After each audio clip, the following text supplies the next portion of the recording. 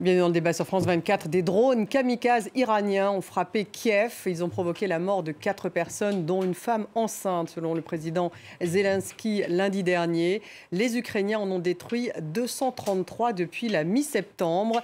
Téhéran envisagerait d'ailleurs de livrer aussi des missiles sol-sol à la Russie, malgré les menaces de nouvelles sanctions américaines. Et pourtant, Téhéran nie avoir fourni ces appareils à la Russie. Le Kremlin ne fait pas de commentaires.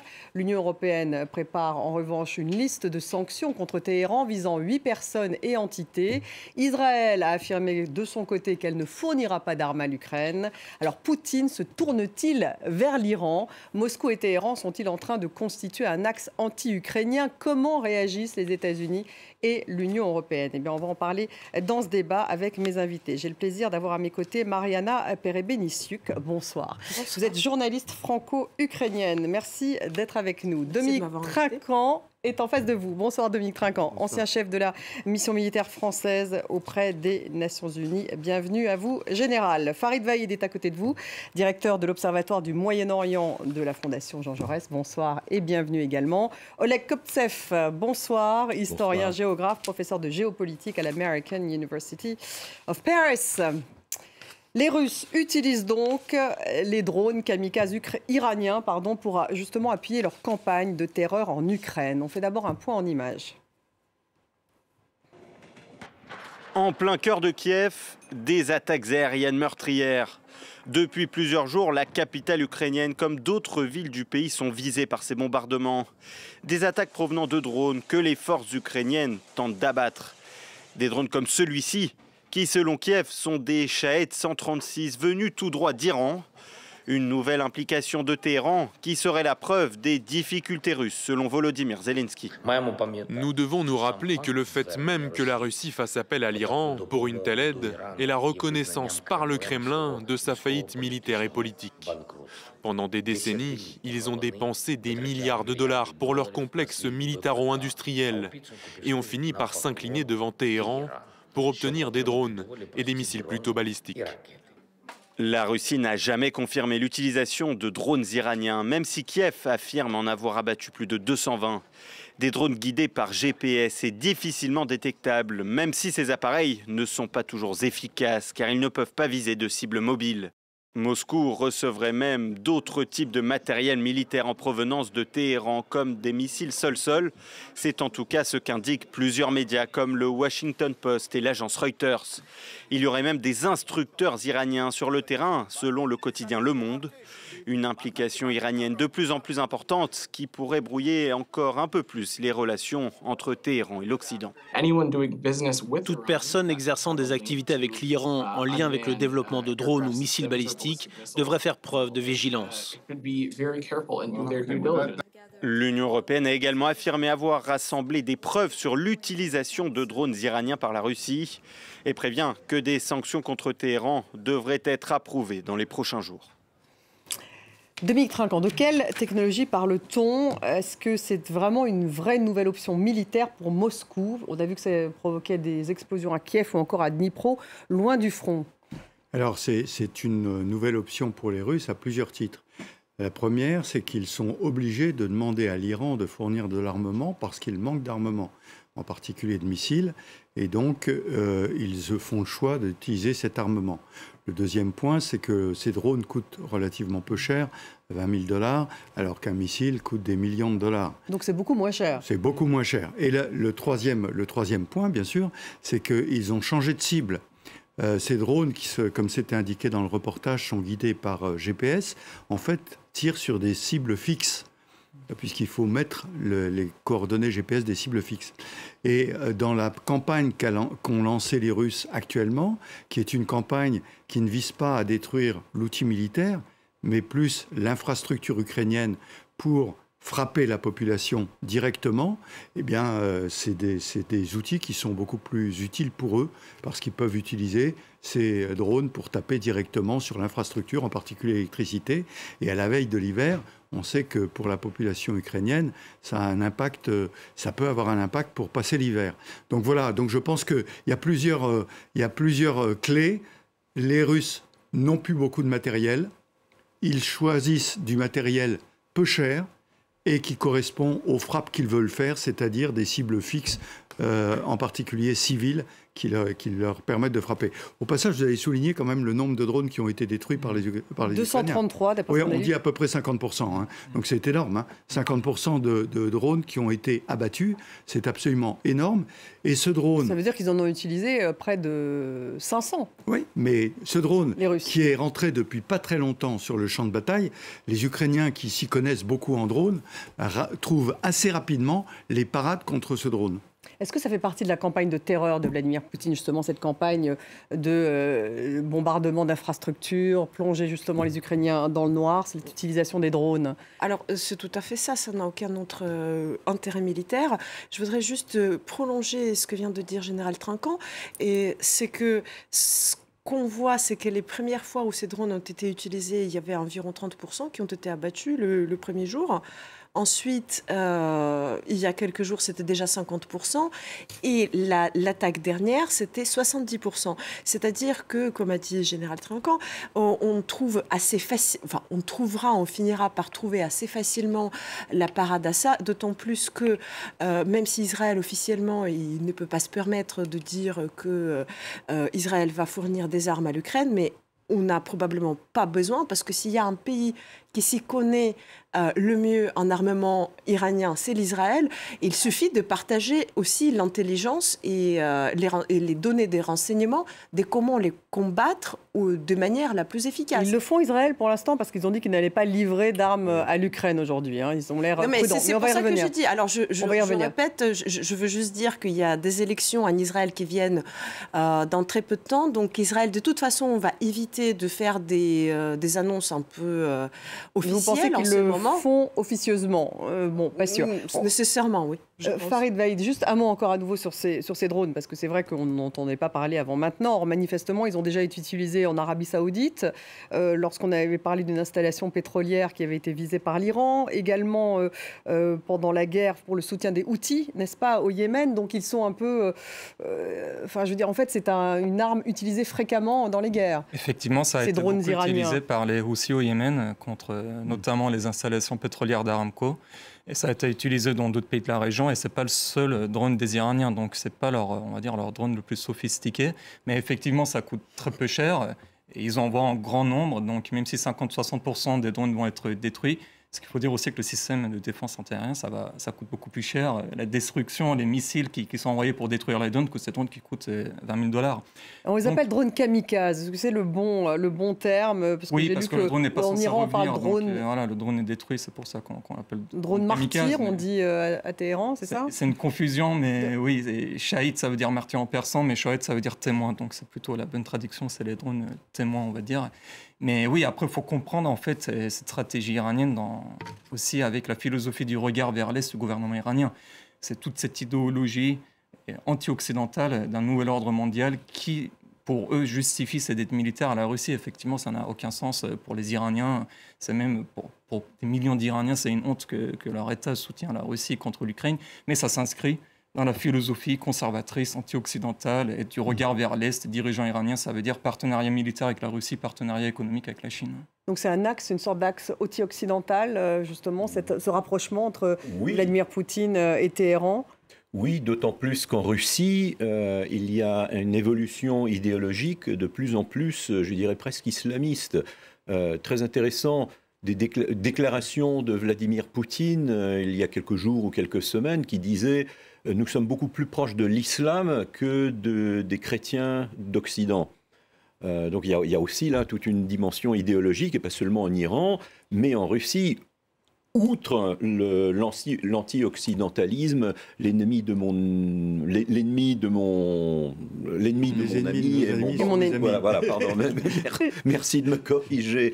Il y a autre chose. Ça fait quand même 20 ans qu'on sent ce rapprochement entre l'Iran et la Russie. Et je rajouterai la Turquie également, ce qui est très paradoxal, puisque la Turquie fait partie de l'OTAN. Mais la Turquie joue un double jeu. La Turquie et la Russie ont des grandes divergences et ont eu des divergences notamment sur la Syrie et sur beaucoup d'autres sujets. Néanmoins, il faut considérer qu'il y a depuis à peu près 20 ans une sorte de club des mauvais garçons de l'hémisphère nord. Club des mauvais garçons. Ça inclut la Russie, l'Iran et la Turquie. Avec une diplomatie un peu différente. Oui, c'est ça, la Russie. Mais qui permet à la Turquie aussi de jouer les intermédiaires entre l'Occident et la Russie. Vous avez vu comment c'est Erdogan qui est sorti comme le grand héros, qui est apparu comme le grand héros, en réglant la crise alimentaire. Ouais, ce qui n'est pas le cas de Ali Khamenei, puisque évidemment l'Iran est encore reste un État paria, entre guillemets. Dominique Trinquant, juste, est-ce que cette alliance va plus loin que les simples drones? On a vu que Vladimir Poutine est allé à Téhéran au mois de juillet dernier. Ils se sont vus également, Ali Khamenei et Vladimir Poutine, au Kazakhstan lors de cette fameux sommet régional. Donc est-ce qu'on parle effectivement de livraison peut-être de missiles de la part de Téhéran? Ça peut aller beaucoup plus loin que juste des drones. Oui, mais comme cela a été dit, l'ennemi de mes ennemis sont mes amis. Le grand Satan américain est l'ennemi de Poutine, de la Russie. Donc tout ceci concorde. Sur le plan... j'allais dire culturel, c'est intéressant de voir ce rapprochement entre la Russie orthodoxe et l'islam plutôt radical, parce que c'est vrai qu'il y a des points communs contre l'Occident. L'Occident dépravé, pourri, etc., tel qu'il est décrit à Moscou. Donc, ça, c'est le côté idéologique, mais le côté militaire, alliance effective. Oui, mais soyons... Enfin, si vous voulez, les Iraniens ont développé beaucoup d'armements, mais ils sont suivis de très près par Israël et par les États-Unis.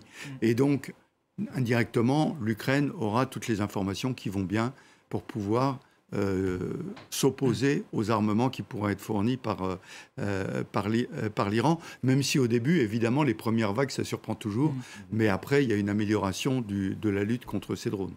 Le ministère russe de la Défense, en tout cas, ne reconnaît pas une telle assistance militaire. On va écouter Dmitri Peskov, le porte-parole du Kremlin. Vous allez voir qu'il a botté en touche, c'était hier. Nous ne disposons pas de telles informations sur l'utilisation de drones de fabrication iranienne. Du matériel russe, vous le savez, avec des noms russes, est utilisé. Est-ce que ça veut dire que... Est-ce que c'est pour pallier justement la faiblesse de l'armée russe ? Alors oui, forcément, c'est pour pallier à la comme a bien dit Général Trinquant. Et d'ailleurs, moi qui commente cette guerre depuis bientôt 7 mois, il m'est arrivé de dire souvent au printemps, et on prenait ça pour une blague, que l'Ukraine est en train et qu'elle va démilitariser la deuxième armée du monde. Et on considérait que c'était un peu fantastique. Et c'est bien ça, ce qu'on est en train de voir, parce que même quand on prend d'autres armements, même les chars par exemple, ils sont en train de sortir les chars d'il y a 60, 70 ans.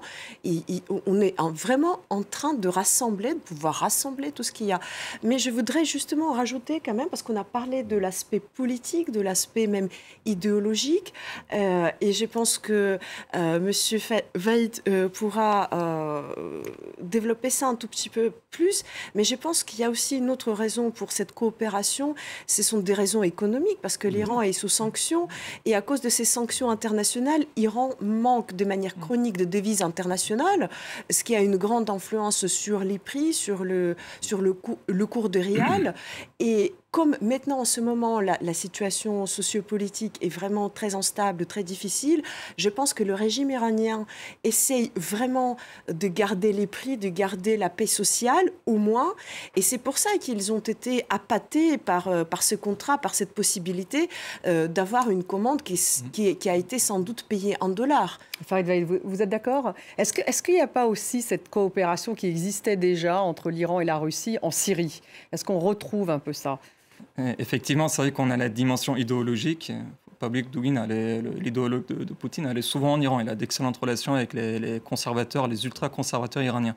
Et effectivement, cette dimension économique, le problème de l'Iran et de la Russie, c'est qu'ils ont les mêmes économies. Bon, ils ont tous les deux du pétrole et du gaz, donc c'est des économies qui ne peuvent pas se compléter, mais effectivement, sur ce domaine militaire, et c'est aussi l'aspect symbolique. Moi, je vois les militants conservateurs sur les réseaux sociaux sont absolument contents de dire que les drones iraniens sont en train de détruire les installations de l'OTAN. Donc il y a tout un narratif conservateur iranien qui est en train de se construire autour de ces drones.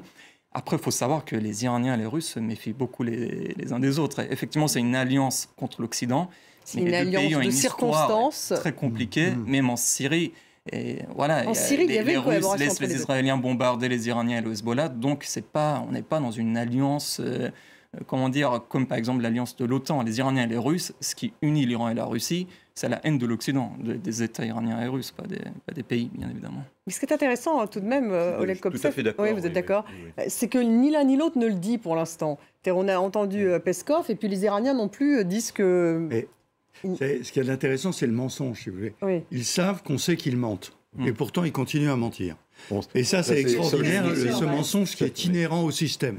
On va mentir, malgré toutes les preuves. On voyait des images tout à l'heure de l'empennage d'un drone qui permet de l'identifier clairement. C'est pas grave, on continue à mentir et sans aucun état d'âme. Le mensonge fait vraiment partie à la fois chez les mollahs, bien sûr, et à la fois du côté russe. Mais ça veut dire aussi qu'ils sont quand même en Iran conscients de conséquences qui vont venir après cette assistance et qu'ils comprennent quand même que c'est une coopération perdant-perdant.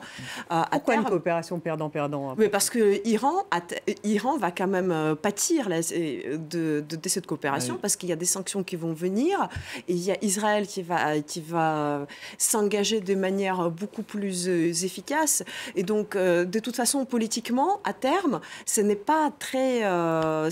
va pas profiter au régime iranien. C'est pour ça qu'ils essayent de mentir pour atténuer un tout petit peu les conséquences. Vous êtes d'accord? Il faut savoir que c'est un excellent poste. Juridiquement, ça va à l'encontre de la résolution de l'ONU sur l'accord nucléaire. Les Iraniens n'ont pas le droit d'exporter ce genre d'armement à la Russie. D'ailleurs, aujourd'hui, la France, si je ne me trompe pas, les États-Unis vont saisir le Conseil de sécurité de l'ONU sur le sujet.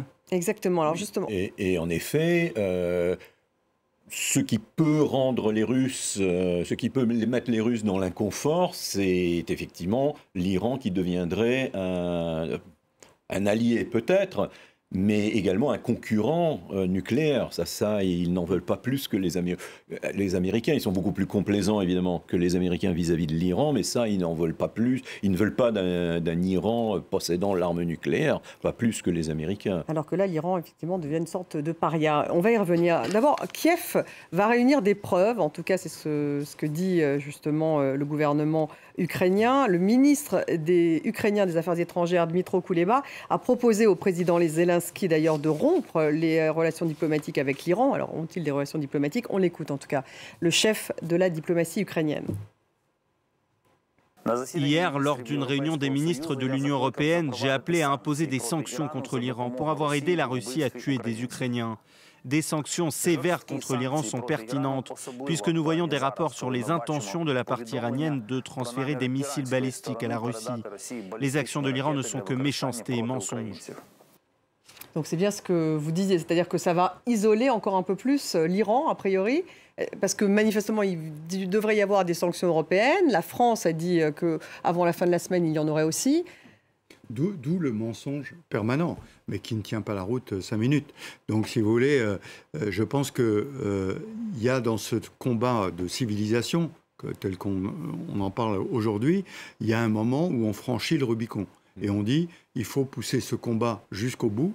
Et c'est probablement ce que les Iraniens ont fait. Vous vous souvenez qu'il y a une visite de M. Poutine qui a rendu visite plusieurs fois à l'Iran, mais récemment. Et donc, il y a un accord donnant-donnant avec tu m'aides, je t'aide, et notre ennemi commun, c'est bien les États-Unis, et nous allons lutter contre les États-Unis. Donc, malgré les sanctions. Mais ça montre aussi le vide, le réel vide idéologique dans les deux pays, en fait. Qu'ont-ils à proposer à leur population? Il n'y a pas de plan pour améliorer la société, pour faire progresser la société. Il n'y a plus que la haine de l'Occident, ce qui a poussé Poutine, en fait, dans des extrêmes, aller en guerre contre, en fait, un pays qui est tellement lié à la Russie par l'histoire, par encore des liens familiaux qui durent. Ils n'ont plus rien à proposer. Un peu de religion, un peu d'idéologie. En fait, la société iranienne, moi, je connais un tout petit peu, j'ai quelques petits liens familiaux en Iran. Ils n'adhèrent pas du tout autant qu'on pourrait l'imaginer à l'islam. En Russie, c'est pareil, il y a une infime minorité qui sont des orthodoxes pratiquants. Outre le fait, je rajouterais, que c'est une orthodoxie, l'orthodoxie russe est en train de se marginaliser complètement dans le monde orthodoxe d'ailleurs.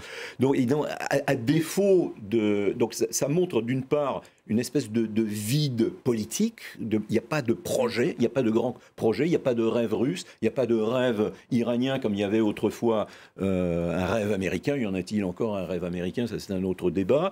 Et d'autre part, ça montre aussi le chaos, en tout cas dans la Russie, et qui s'exprime dans ces échecs militaires et dans cette situation désespérée, parce qu'en absence d'un véritable plan, d'une véritable gestion du pays, le chaos s'installe et on le voit, et ça a des conséquences militaires, c'est-à-dire une défaite russe. Ce sont des errements désespérés des deux régimes, aux abois. Régime aux abois. Farid Vaïd, justement, pour reparler de l'impact géopolitique dans la région, on parlait d'Israël. Alors, Israël a dit aujourd'hui qu'il ne fournirait pas d'armes à l'Ukraine, qui refuse tout transfert d'armes. Or, on sait donc qu'il a un système de défense anti-aérien très performant, anti-drone. Il connaît très bien ces drones iraniens. Est-ce qu'il y a une sorte d'ambiguïté du côté d'Israël? Est-ce qu'effectivement, il y a des échanges importants avec les Ukrainiens dans le renseignement? Est-ce que finalement, ce n'est c'est une façade? Est-ce qu'effectivement, il y a... et est-ce que ça pourrait changer? Est-ce qu'il pourrait y avoir un renforcement des liens avec Israël, les Ukrainiens avec Israël? Je ne pense pas que ça... Ils ne sont pas ambigus, ils pensent à leur intérêt.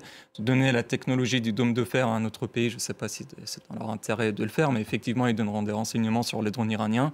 Et c'est vrai qu'ils connaissent très bien l'armée iranienne. Ils ont mené quand même des opérations de sabotage assez performantes, on va dire, en Iran. Après, il ne faut pas oublier que sur le terrain syrien, les Israéliens et les Russes, voilà, ils ont quand même, on ne va pas dire des accords, mais ils bombardent très souvent les positions iraniennes, les positions du Hezbollah ou des milices chiites pro-Iran. Donc voilà, je pense qu'ils ont tout ça aussi à prendre en compte, les Israéliens. C'est-à-dire expliquer, en fait, ils ont peur, les Israéliens ne veulent pas justement se mettre trop à dos les Russes parce qu'ils contrôlent le ciel. Ça ne serait pas forcément dans leur intérêt de le faire au Moyen-Orient, en Syrie par exemple. Oui, le Golan, et juste derrière le Golan, est absolument essentiel pour Israël. Or là, les Russes ont quand même une influence très grande. Simplement, pour revenir sur la technologie israélienne, autant je pense que passer du renseignement, ça se fera directement ou par les Américains, peu importe. Le dôme de fer, il ne faut pas oublier que l'État d'Israël est géographiquement un tout petit État. L'Ukraine est un gigantesque État. Et donc le dôme de fer ne peut pas s'appliquer à l'Ukraine. Donc avoir le bon renseignement, la bonne information pour neutraliser les drones, oui, mais transposer un système en Ukraine, ça ne marcherait pas. Et comme vous le disiez, les Ukrainiens espèrent plus de la part d'Israël. Bon, déjà, les Ukrainiens, ils espèrent de la part de tous les alliés et de tous ceux qui peuvent aider, ils espèrent ce qui est utile. Donc, en effet, comme c'était bien dit, le dôme de fer, ça peut éventuellement être utile pour couvrir une grande ville. Pourquoi pas? Maintenant, il faut savoir qu'il y a d'autres complexes, il y a d'autres systèmes de protection aérienne qui peuvent être plus pertinentes. C'est à voir. Quoi qu'il arrive, l'Ukraine, elle espère ses renseignements et elle espère ses armements. Et je voudrais juste aussi préciser, comme... en effet, la Russie, elle entraîne l'Iran dans cette presque guerre proxy. En fait, l'Israël, quoi qu'on dise, a l'intérêt de mener cette guerre proxy à l'Iran sur le sol ukrainien, c'est-à-dire de fournir l'assistance. Pourquoi? Parce que, peut-être le général Trinquant pourra l'expliquer mieux, faire affaire dans des conditions réelles à une arme, c'est une expérience qui permet de se perfectionner. Et on sait très bien que les armes iraniennes, elles sont faites quand même pour frapper Israël d'une manière ou d'une autre. Donc l'Israël a quand même tout l'intérêt d'intervenir d'une manière ou d'une autre, d'étudier cette situation pour pouvoir perfectionner leur propre réponse à une éventuelle attaque iranienne. C'est pour ça que ça se fera. Vous avez raison, cet aspect commercial est important. Le commerce des armes et des systèmes globalement en Israël est énorme. En Afrique, partout, Israël est présent. Et le fait que des armes soient utilisées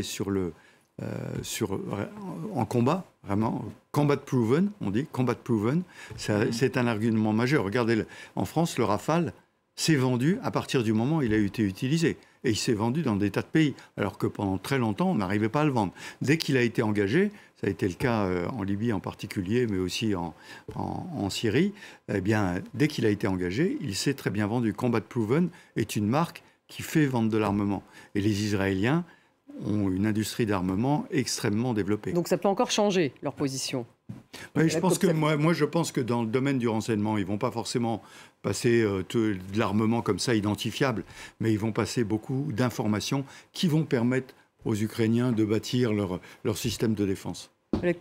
Vous avez entièrement raison, mais il y a une autre dimension qui m'oblige à mettre un petit bémol à tout cela. Israël va aider l'Ukraine, je le pense, mais sans grand enthousiasme. Je ne vais pas dire qu'Israël est ambigu, aussi ambigu que la Turquie. Je dirais... Peut-être, alors si vous êtes d'accord. Mais non, j'allais comparer Israël à la France, qui est plus prudente, disons. Et il y a des raisons de prudence d'Israël, c'est qu'il ne faut pas oublier... Enfin, la France livre les canons César ouvertement. Bon. Oui, et Israël va le faire, ou comme vous dites, il y aura des transferts de renseignements. Renseignements, c'est déjà le cas, d'après la presse américaine. Je voudrais quand même rajouter une chose. Vous avez énormément de liens commerciaux triangulaire entre Israël, la Russie et la Turquie, et notamment au large des côtes israéliennes, et notamment en Chypre.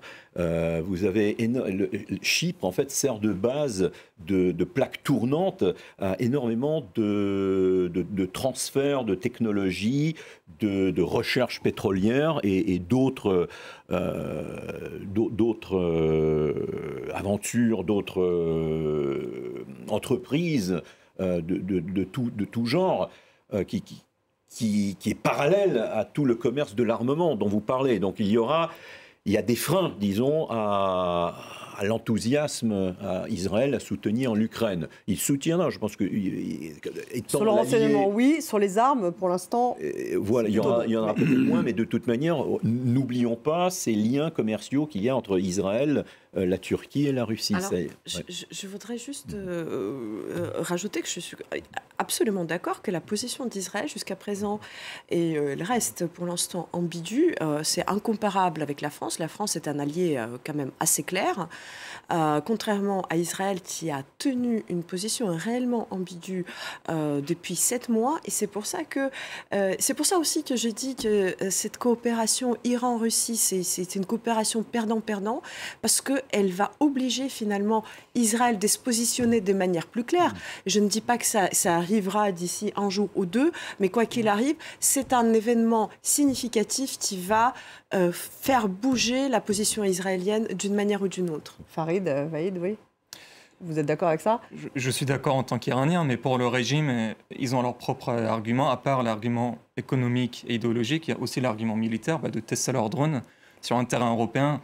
Donc voilà, eux, ils sont dans une autre logique. Et il faut aussi comprendre dans le contexte de tout ce qu'on est en train de voir en Iran, la révolte, ce que beaucoup de gens appellent aussi maintenant, on peut dire, une tentative de révolution. En tout cas, ils essayent de tout faire pour détourner le regard. Donc on voit qu'ils bombardent le Kurdistan irakien. Une partie des gardiens de la révolution sont actuellement, ils ont une manœuvre militaire vers la frontière azerbaïdjanaise, vers le Caucase. On voit aussi qu'ils envoient des armes en Russie. Donc c'est aussi dans cette logique-là. De faire diversion ? C'est une tentative qui ne fonctionnera pas, mais voilà, les Iraniens peuvent être très patriotes, très nationalistes, et peut-être qu'ils essayent, en tout cas pour leur base idéologique et un peu fanatique, de réveiller ce sentiment-là. Moi, je suis sûr que ça ne marchera pas, mais on peut l'analyser sous cet angle-là aussi. En tout cas, ça complique la diplomatie américaine. Et comment ? Puisque, en fait, ce qui complique tout aussi, c'est que la Russie a besoin de l'Iran pour prendre à revers également l'Azerbaïdjan, puisque la Russie soutient l'Arménie. C'est un nœud de oui, tout est lié. Bon, on va pas revenir. On va pas pour l'instant faire le conflit entre l'Arménie et l'Azerbaïdjan, mais on va reparler de la diplomatie américaine tout de même, parce qu'effectivement, à l'égard de l'Iran, ça complique ce rapprochement entre l'Iran et la Russie. Ça complique la position de Washington. On va écouter le porte-parole adjoint du département d'État américain. Nous continuerons à prendre des mesures pratiques et agressives pour rendre ces ventes d'armes plus difficiles, y compris des sanctions, des actions de contrôle des exportations contre toutes les entités impliquées. Par exemple, comme vous le savez tous, début septembre, nous avons sanctionné plusieurs personnes iraniennes impliquées dans la production d'armes. Et nous disposons de nombreux outils dans notre arsenal pour perturber non seulement les transferts d'armes iraniennes, mais aussi pour continuer à tenir la Russie responsable de ces actes en Ukraine Ukraine également. Dominique Trinquant, ça complique effectivement parce qu'on sait qu'il y a des négociations dans le cadre de cet accord iranien sur le nucléaire. En même temps, bon, l'Amérique évidemment livre des armes en Ukraine. Est-ce que là, ça va pas être... Enfin, sur ces négociations sur l'accord nucléaire iranien, on sait que c'est déjà une impasse. Est-ce que ça veut dire qu'aujourd'hui, ça devient caduc, en plus avec un rapprochement entre l'Iran et la Russie? L'accord sur le nucléaire iranien, qui avait été blackboulé par le président Trump, repris par l'administration de M. Biden, était en fait en passe d'aboutir. Ce sont les Russes qui ont refusé de mettre leur accord in fine. Et aujourd'hui, les Russes discutent avec les Iraniens. Et le problème, c'est que si on s'aperçoit qu'il y a un blocage, là, les Américains vont revenir à la politique antérieure, c'est-à-dire qu'il va y avoir d'autres sanctions qui vont être appliquées aux Iraniens pour d'autres raisons, cette fois-ci pour l'exportation d'armes vers la Russie. Donc, je crois que l'accord, on en était très très proche, en fait. Hein. Et ce sont les Russes qui ont refusé de signer.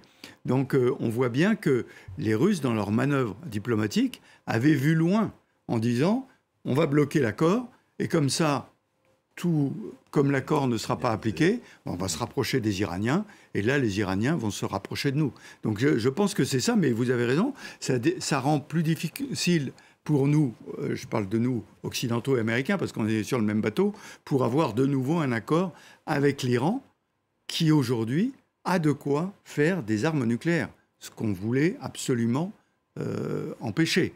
Aujourd'hui, elle a suffisamment de matière fissile pour faire des armements nucléaires. Farid. Effectivement, les négociations avaient très bien avancé après 8 tours. Les Russes ont empêché l'accord parce que, de un, ils ne voulaient pas le pétrole et le gaz iranien sur le marché. Et de deux aussi, ils avaient prévu ce rapprochement stratégique. Il faut savoir qu'ils ont trouvé aussi leur public. Donc il était prévu de longue date à vous écouter. C'était réfléchi. De toute façon, quand on lisait les conservateurs iraniens, ils parlaient déjà pourquoi signer cet accord. L'Europe va souffrir cet hiver. Il faut se rapprocher de la Russie. Donc ça fait des mois qu'ils le disent. Après, aujourd'hui, la vraie question, le vrai dilemme pour les Occidentaux, c'est comment empêcher l'Iran d'avoir l'arme nucléaire. Ils enrichissent beaucoup. Les activités nucléaires iraniennes sont très intenses en ce moment. Si ce n'est pas le JCPOA, et ce n'est pas que la Russie, c'est aussi avec la répression sanglante en Iran, c'est presque impossible aujourd'hui de signer un accord avec les Iraniens. Il y a beaucoup d'Iraniens aussi qui n'en veulent plus. Donc le JCPOA, on peut le mettre de côté, mais qu'est-ce qu'on fait? C'est la vraie question. Mais il faut savoir que la Russie, c'est la politique étrangère russe que d'essayer de maintenir l'Iran en isolement, et ça depuis plusieurs décennies, précisément. Et c'est ça ce qui permet à la Russie de faire, c'est un peu c'est ça l'affaire en Iran, parce qu'il faut savoir que la Russie a toujours été la principale complice de contournement des sanctions occidentales, d'approvisionnement et de tout ce qui était interdit par la communauté internationale à l'Iran. Et pourquoi ça? Parce qu'ils trouvent leur intérêt là, et la Russie a toujours tout fait à ce que les relations avec l'Iran ne se normalisent pas, et ce qui, in fine, a maintenu les Iraniens, le peuple iranien, dans la situation où ils sont. Parce que c'est une situation, il faut dire, c'est une situation politiquement difficile, socialement difficile et économiquement très difficile depuis des décennies. Et ça aussi, c'est le résultat de la politique étrangère russe, et ce n'était un secret pour personne. Oleg Kopsev, oui, donc, de toute façon, ça veut dire le JCPOA est caduc. Rien à rajouter, oui, je suis d'accord. Vous êtes d'accord. Le JCPOA est donc caduc. Et il y a tout de même, Farid Ouahi, ce contexte iranien, vous en parliez un petit peu justement de révolte, est-ce que ça va devenir une révolution ou pas? Donc ça aussi, j'imagine que ça appuie la position iranienne, hein, c'est ce que vous disiez. Oui, effectivement. Il faut savoir, c'est très intéressant. En Iran, au ministère des Affaires étrangères, au-dessus de l'entrée, c'est écrit ni l'Est ni l'Ouest, la République islamique d'Iran. C'est un slogan, un principe de la République islamique, de sa politique étrangère. Aujourd'hui, ils assument, l'Union soviétique n'existe plus, donc ce slogan ne veut plus rien dire, donc ils assument le choix de l'Est. Donc ils ont fait un choix idéologique. Le contexte actuel en Iran, avec la révolution qui est en cours, on verra, hein, tôt ou tard, moi j'en suis persuadé que ça donnera ses fruits, mais peut-être pas dans l'immédiat. La question qui se pose donc pour les puissances occidentales dans l'immédiat, c'est vraiment la question nucléaire. Elle est très inquiétante parce qu'imaginez un Iran avec l'arme nucléaire au Moyen-Orient, les Turcs, les Saoudiens et les autres pays ne vont pas être très contents. Donc c'est quand même une question géopolitique majeure qui se pose. Question géopolitique majeure. Est-ce que ça va changer le cours de la guerre, Dominique Trinquant, justement l'utilisation, cette alliance avec l'Iran? Alors, l'alliance avec l'Iran, honnêtement, aujourd'hui, les Russes cherchent des alliances. Hein. Récemment, les votes à l'Assemblée générale des Nations unies, ni l'Inde, ni la Chine n'ont soutenu la Russie. Ils se sont abstenus, c'est ça? Comment? Ils se sont abstenus. Ils se sont abstenus. Et ils parlent, j'entendais les deux intervenants russes et chinois, on pouvait intervertir leur discours, c'était nous sommes pour la paix, voilà. Et c'était assez frappant, ils employaient exactement les mêmes mots. L'Union soviétique a toujours été pour la paix. Ouais, donc rappelons-le. Si vous voulez, aujourd'hui, la Russie cherche des alliés. En Asie centrale, elle n'en trouve pas. L'Asie centrale ex-soviétique, le Kazakhstan par exemple, s'oppose à la Russie. Donc elle a beaucoup de mal, elle a trouvé l'Iran, elle est contente de trouver l'Iran. Est-ce que ça l'aidera sur le long terme? J'en sais rien, ce n'est pas les drones qui changeront la face du monde. Mais les missiles, d'autres types d'armements. Mais oui, mais si vous voulez, on voit bien, la Russie est contrainte d'aller chercher ses armements parce qu'elle n'en a plus. Combien de temps l'Iran va continuer à fournir ses armements? Et quelles sont les quantités? Aujourd'hui, si vous voulez, la Russie quand même racle un peu les fonds de tiroir, si j'ose dire. Et donc, elle va avoir beaucoup de mal. Donc moi, je pense que les offensives ukrainiennes d'aujourd'hui, qui sont des réussites, et on voit ce qui se passe à Kherson en particulier, vont déboucher sur quelque chose pour l'hiver. Ça ne veut pas dire que l'Ukraine va être complètement libérée en hiver. Mais donc, on est reparti sur une durée un peu longue. Et est-ce que l'économie russe va tenir? Parce qu'on sait que l'économie russe, l'embargo, sur le court terme, n'a pas un effet immédiat. Mais sur le moyen terme et le long terme, a un effet. Et donc, on va voir comment ça va se passer, d'autant qu'on a de plus en plus de signes dans l'entourage au Kremlin du fait qu'il y a beaucoup de fissures. Que maintenant, la télévision russe critique ouvertement la politique du président Poutine. Donc ça, c'est quand même assez étonnant. Marina Pereviniciuk. Est-ce que ça va changer le cours de la guerre, à votre avis, cette alliance? Absolument pas. Alors, encore une fois, ça va changer le cours ça va changer un tout petit peu les choses pour le régime iranien. Ça va pour la Russie, mais non. Écoutez, ni l'entrée de la Biélorussie, elle n'est pas encore rentrée en guerre. Ceci dit, elle est rentrée en guerre le 24 février, parce qu'elle est de fait en guerre avec l'Ukraine. Apparemment, les drones iraniens partent de Biélorussie. Alors, c'est possible. Alors, oui. Quoi qu'il arrive, cette entrée en guerre de la Biélorussie, c'était annoncé en grande pompe, c'était uniquement pour fixer les soldats ukrainiens, pour ralentir l'offensive ukrainienne qui ne s'arrête pas et qui ne s'arrêtera pas. Mais ça ne changera rien. Pourquoi? Parce que de toute façon, cette menace biélorusse, elle fixe déjà de fait les forces ukrainiennes à la frontière depuis 7 mois, ça n'est une chose. Maintenant, concernant les drones, comme c'était bien dit, ce ne sont pas les seuls drones, il y a d'autres armements, mais peut-être Farid, elle pourra en parler plus, parce qu'il me semble que l'Iran n'en dispose pas tant que ça. Donc, c'est à voir quelles sont les capacités d'approvisionnement. De toute façon, l'Ukraine, elle aura plus d'armes et plus de renseignements pour mieux les combattre. Donc, tout ceci est une sorte d'opération spéciale psychologique pour frapper les esprits, et surtout pour frapper les esprits à l'Occident, et pour faire croire que la Russie, elle peut encore faire quelque chose, alors que la réalité sur le terrain, la réalité militaire, c'est que la Russie ne tient pas le front, la Russie ne tient pas l'offensive ukrainienne. Ça changera le cours de la guerre? Non, juste un cette petit alliance point, sur les limites du partenariat militaire entre l'Iran et la Russie. S'il n'y a pas de JCPOA, on va de plus en plus l'accord iranien sur le nucléaire, oui. Éventuellement peut-être des frappes israéliennes ou américaines contre l'Iran. Ça veut dire que les Iraniens ont besoin de leurs missiles et de leurs drones. Donc ils auront quand même des capacités limitées. Ils ne vont pas pouvoir donner tous leurs missiles et tous leurs drones aux Russes parce qu'ils en ont besoin, parce qu'ils sont dans une situation très délicate.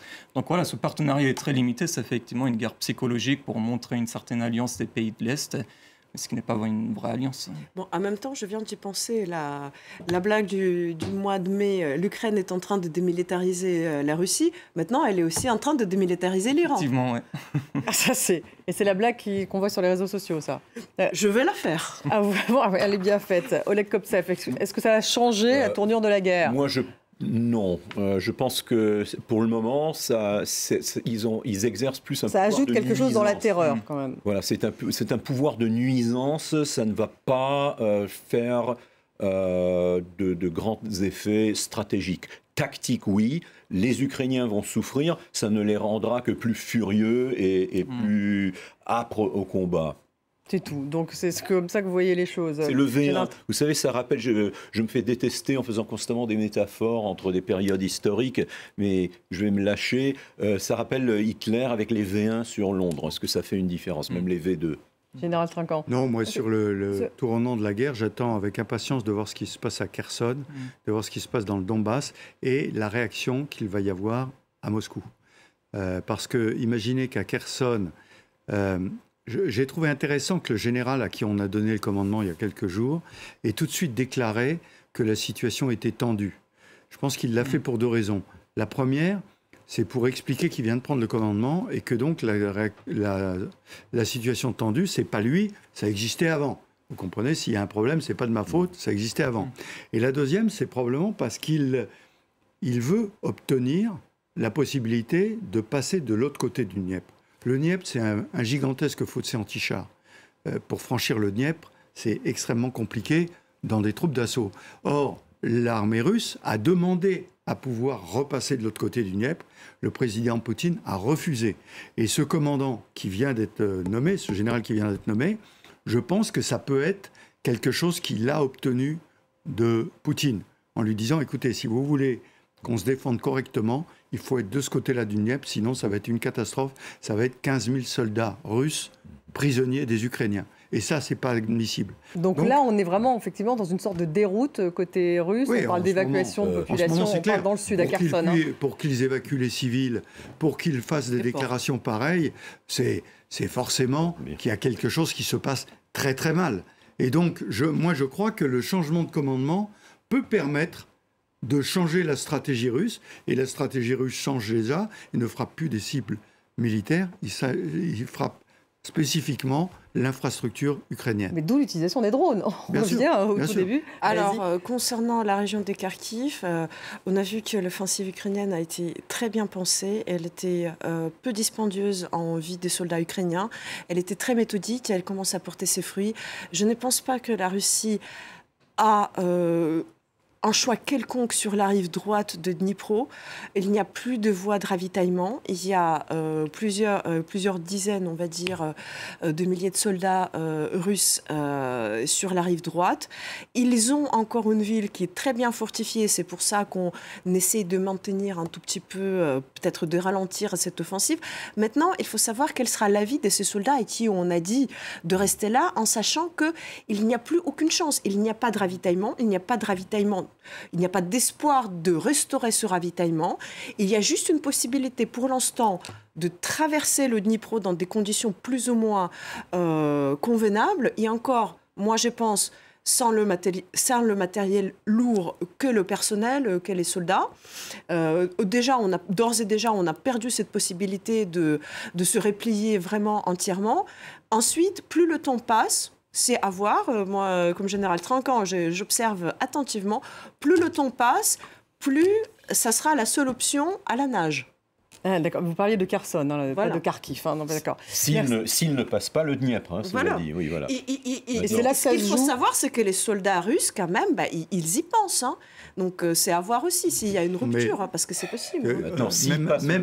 Même dans l'armée russe et avec tous ses défauts, ça n'est pas le soviet, donc ce n'est pas les soldats qui décident. Je pense que c'est le commandant qui commande actuellement qui veut décrocher parce qu'il sait que ces soldats n'ont pas le moral, qu'ils ne vont pas pouvoir combattre, etc., etc. Donc, il veut partir. Alors, est-ce que les Ukrainiens les laisseront partir? Parce que là, c'est intéressant de voir quand même les bateaux qui emmènent les civils. Oui, ils franchissent le Dniepr et ils ne sont pas touchés par les Ukrainiens, naturellement, qui ne tirent pas dessus, puisque ce sont des civils. C'est même donc, ça qui comment ils vont utiliser ces moyens-là? Ça va être intéressant. C'est même pour ça qu'on pense qu'on utilise cette déportation pour pouvoir passer quelque chose qui ne sera pas frappé. Parce on voit en tout cas que la bataille se joue beaucoup dans le sud en ce moment, donc aux alentours de Kherson, dans cette région de Kherson. Merci beaucoup Mariana Perez-Benistruc d'avoir été avec nous. Merci Farid Ouaïd, merci à vous Oleg Koptsev, merci Général Trinquant. Merci à vous tous de nous avoir suivis. Restez avec nous sur France 24.